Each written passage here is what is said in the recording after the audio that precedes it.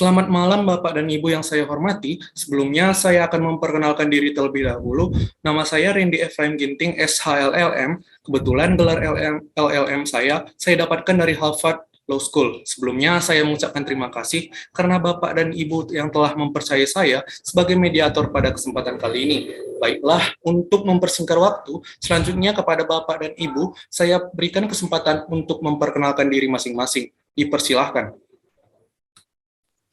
Perkenalkan, nama saya Febri Bastanta Ginting sebagai pemohon dalam kasus ini, serta rekan saya Agung Miracle. Dan perkenalkan, nama saya Ruth Davina Tarigan sebagai termohon dalam kasus ini, serta rekan saya Dion Pardede.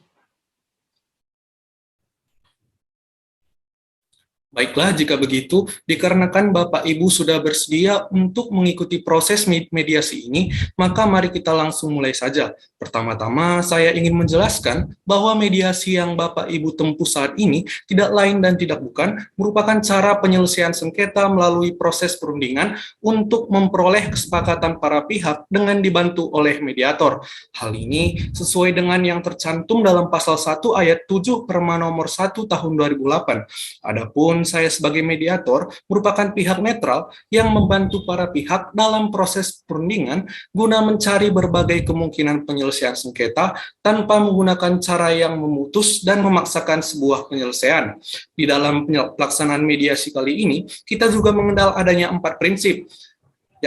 Prinsip dalam mediasi. Yang pertama, imparsial, yang berarti tidak memihak atau netral. Yang kedua, tidak punya hak memutus karena keputusan diambil berdasarkan kesepakatan para pihak.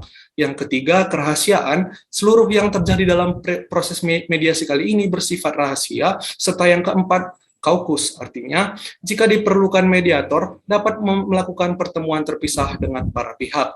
Baiklah, untuk mempersingkat waktu, akan saya bacakan tata tertib selama melakukan proses mediasi atau perundingan hari ini, yaitu yang pertama, para pihak harus berbicara secara bergantian setelah dipersilahkan mediator. Yang kedua, para pihak tidak boleh saling memotong pembicaraan. Yang ketiga, para pihak tidak saling menyerang baik secara kata-kata maupun fisik. Yang keempat, tidak merokok. Yang kelima, tidak menggunakan handphone. Dan yang keenam, tidak merekam isi pembicaraan. Baiklah, apakah Bapak Ibu setuju dengan kesepakatan terhadap tata tertib tersebut? Saya setuju, Pak. Baiklah, jika begitu, bagaimana kalau kita mulai dengan mendengar keterangan dari permohon terlebih dahulu? Apakah Bapak Ibu termohon setuju? Iya, Pak, silakan. Dipersilahkan untuk Bapak pemohon. Jadi begini, Pak. Saya di sini bertindak sebagai Direktur PT Sinasoya. Jadi pada tanggal 3 Oktober tahun 1995 yang lalu, saya menerima alokasi lahan dari BP kawasan Medan berdasarkan penetapan lokasi nomor 9503-0263 atas nama PT Sinasoya sebesar 4.313 meter kuadrat yang terletak di Tegalrejo, subwilayah pengembangan Medan Perjuangan. Berdasarkan surat perjanjian nomor 638/SPJ/KA AT _11 tahun 1995 bahwa lahan yang telah dialokasikan oleh BP kawasan kepada PT Sinasoya tersebut selanjutnya kami daftarkan kepada BPN untuk ditingkatkan haknya sebagaimana tertuang dalam sertifikat hak guna bangun atau HGB nomor 371 Desa Tanjung Harapan tanggal terbit Juni 2012 atas nama pemilik PT Sinasoya. Kemudian sekitar bulan Januari 2018, pihak kami merasa curiga bahwa lahan yang telah dialokasikan oleh BP kawasan tersebut telah menyusut luasnya berdasarkan batasan sempadan kiri atau wilayah Tenggala yang pada saat itu diketahui dimanfaatkan oleh pihak lain untuk bengkel mobil dengan nama Star Otomotif. Bahwa karena kecurigaan tersebut, akhirnya pihak kami memeriksa secara teliti batas-batas lahan sebagaimana tersebut dalam sertifikat hak guna bangunan yang kami punya. Secara karakteristik, ukuran sisi lahan berdasarkan sertifikat ternyata berdasarkan pengukuran di lapangan yang dilakukan oleh orang-orang suruhan kami.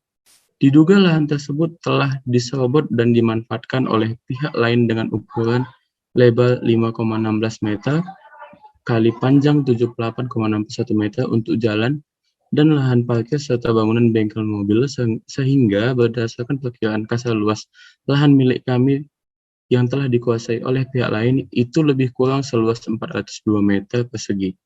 Guna memastikan batas-batas dan ukuran lahan tersebut, maka untuk itu kami mohon agar kiranya Bapak dapat melakukan pengukuran ulang atas batas-batas tanah tersebut, mengingat dalam waktu dekat ini pihak kami akan melakukan proyek pembangunan di atas lahan tersebut. Kemudian pihak kami meminta secara resmi untuk pengukuran lahan tersebut kepada pihak BPN selaku instansi yang berwenang, dan setelah pihak BPN melakukan pengukuran di lapangan ternyata sebagian lahan milik kami yang diduga dikuasai oleh PT Garuda Baru tersebut telah pula diterbitkan sertifikat hak guna bangunan oleh BPN, sehingga pihak BPN enggan menerbitkan hasil pengukuran tersebut.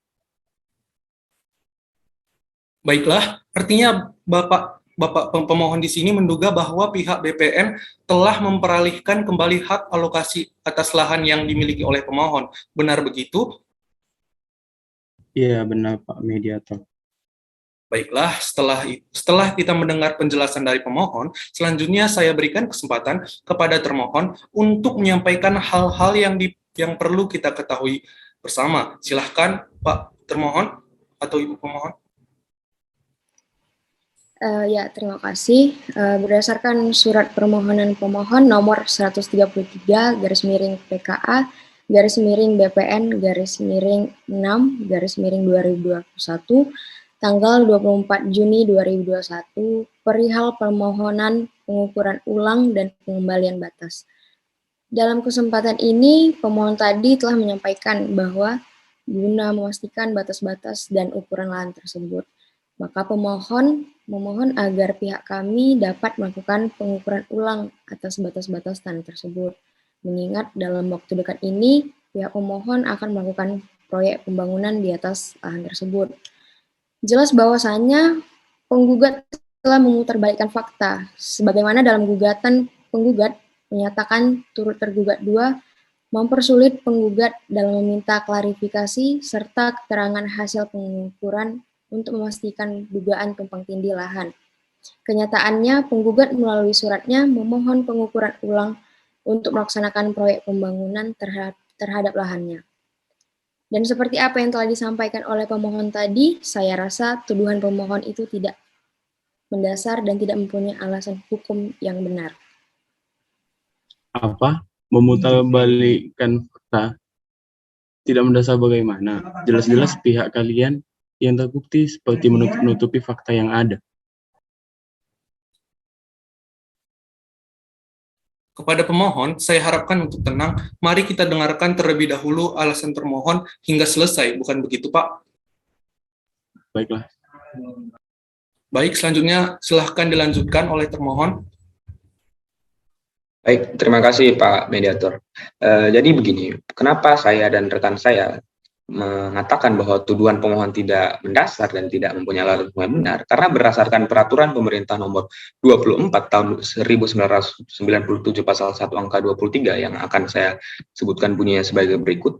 Kantor Pertanahan adalah unit kerja Badan Pertanahan Nasional di wilayah kabupaten atau kota madya yang melakukan pendaftaran hak atas tanah dan pemeliharaan daftar umum pendaftaran tanah. Jadi apabila pemohon menuduh pihak kami telah memperalihkan kembali hak alokasi atas lahan yang telah dimiliki pemohon, sebaiknya pemohon mempelajari dulu tentang hukum pertanahan dan kewenangan kami dalam hal ini sebagai legalisasi. Berarti dalam hal ini, apa pihak BPN tidak punya kewenangan untuk mengalokasikan lahan tersebut? Benar begitu? Benar Pak Mediator, karena tanah maupun lahan yang disengketakan ini berada di atas tanah hak pengelolaan lahan atas nama Badan Pengusahaan Kawasan Medan.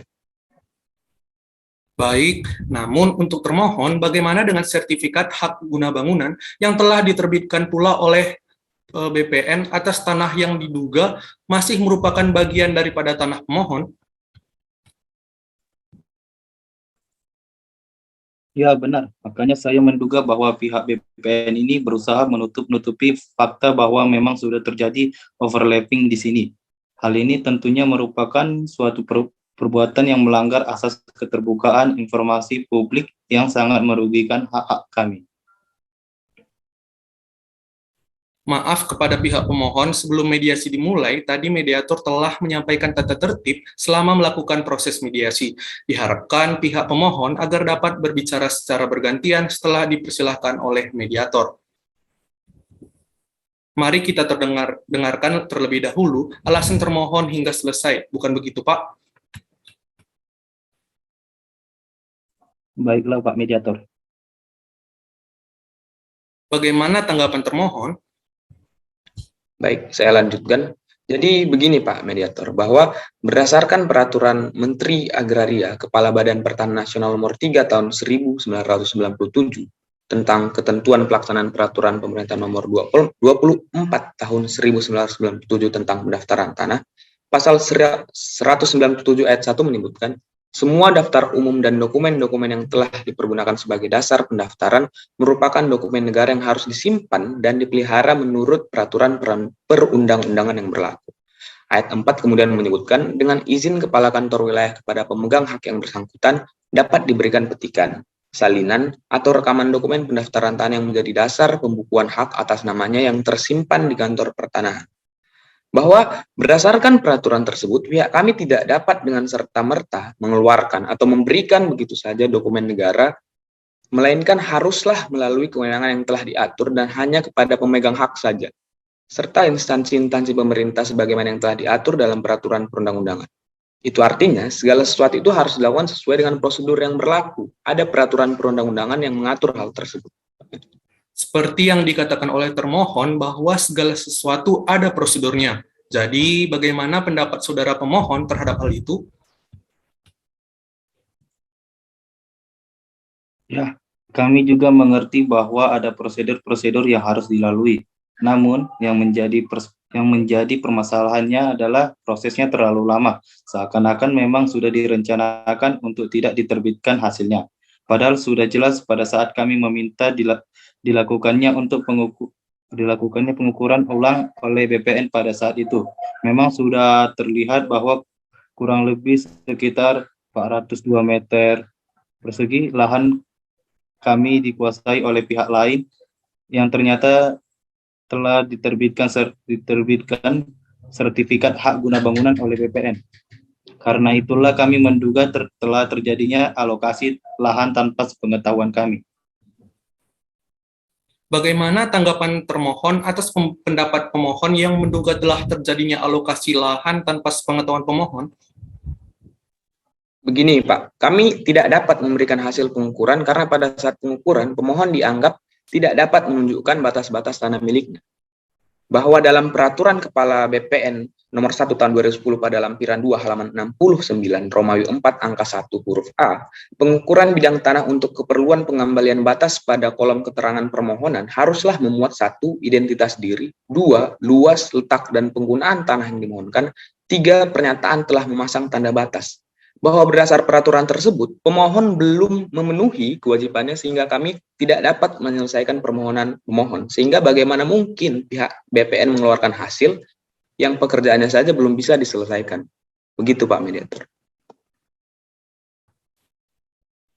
Baiklah, ternyata berdasarkan pemaparan Bapak Ibu termohon, terdapat itikat baik yang mengatakan bahwa pemohon belum menyelesaikan kewajibannya terkait syarat permohonan pengukuran bidang tanah untuk keperluan pengambilan batas. Oleh karenanya, saya merekomendasikan untuk Ibu pemohon untuk segera memenuhi persyaratan prosedural dan kewajibannya agar dengan secepatnya pihak BPN mengeluarkan surat penentuan batas tersebut. Yang apabila Bapak pemohon dapat mengeluarkan surat keterangan batas tersebut, maka para Bapak Ibu termohon dapat menyerahkan kembali lahan yang diduga telah dimanfaatkan oleh termohon. Bukankah begitu, Ibu termohon? Ya, benar sekali, Pak Mediator. Apakah dapat dimengerti, Pak pemohon? Kalau gitu, baik, dapat dimengerti, Pak. Baiklah, dengan demikian berakhirlah sudah agenda mediasi kita pada kali ini. Sekian dan terima kasih.